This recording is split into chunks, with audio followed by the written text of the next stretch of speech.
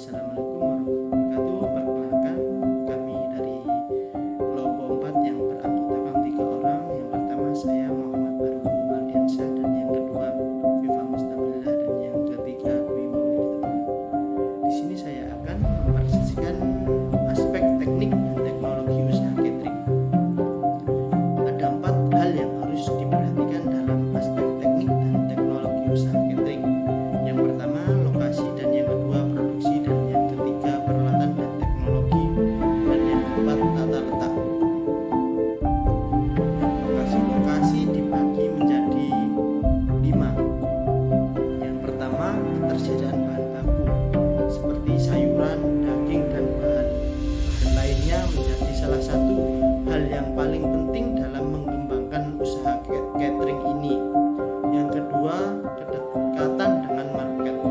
Lokasi usaha catering ini berada di daerah yang terjangkau dan mudah menarik pelanggan, misalkan di sekitar kampus, perkantoran, dan jalan raya kota. Dan yang ketiga, ketersediaan sumber energi, air, dan komunikasi. Ketersediaan listrik dan air merupakan hal pokok untuk jalankan kegiatan bisnis ini, dikarenakan ketika listrik dan air tidak tersedia, otomatis usaha tersebut akan berhenti.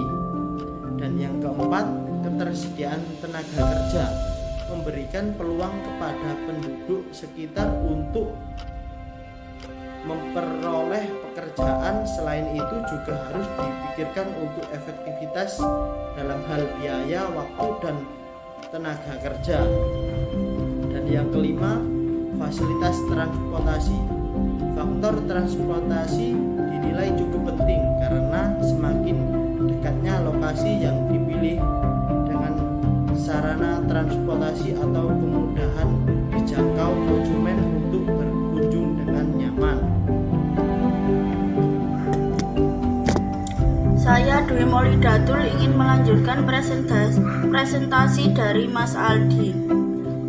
Kemudian ada produksi. Produksi terdiri dari yang pertama bahan baku, kemudian bahan produksi, kemudian peralatan masak, dan yang terakhir jumlah tenaga kerja.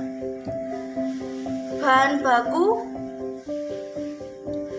baku atau bahan yang digunakan untuk catering ini adalah sayuran, daging, dan buah-buahan. Untuk mendapatkan bahan tersebut bisa membeli di pasar atau di supermarket terdekat. Kemudian bahan produksi. Bahan produksi ini berjenis bahan yang jenis bahan lokal atau makanan lokal atau minuman lokal. Kemudian peralatan masak.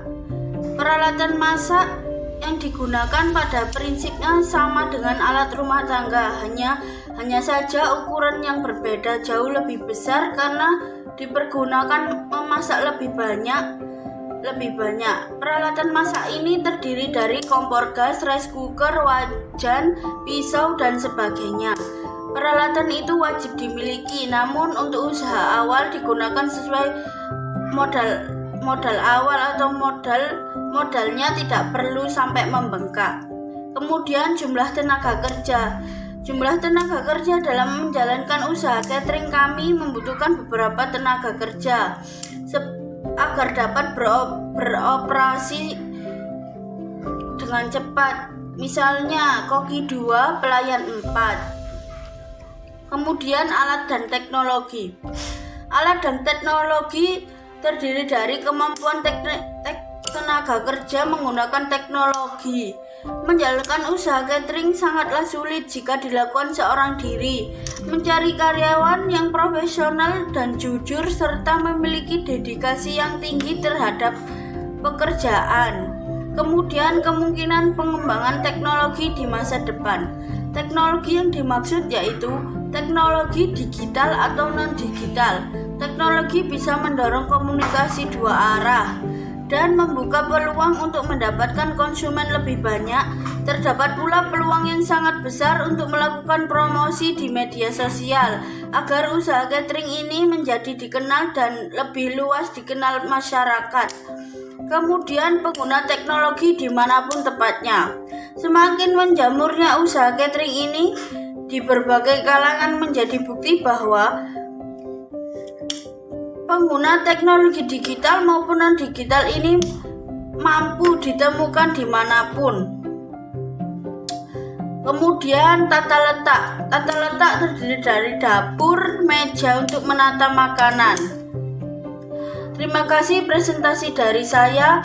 Mohon maaf apabila ada salah kata atau ucapan. Wassalamualaikum warahmatullahi wabarakatuh.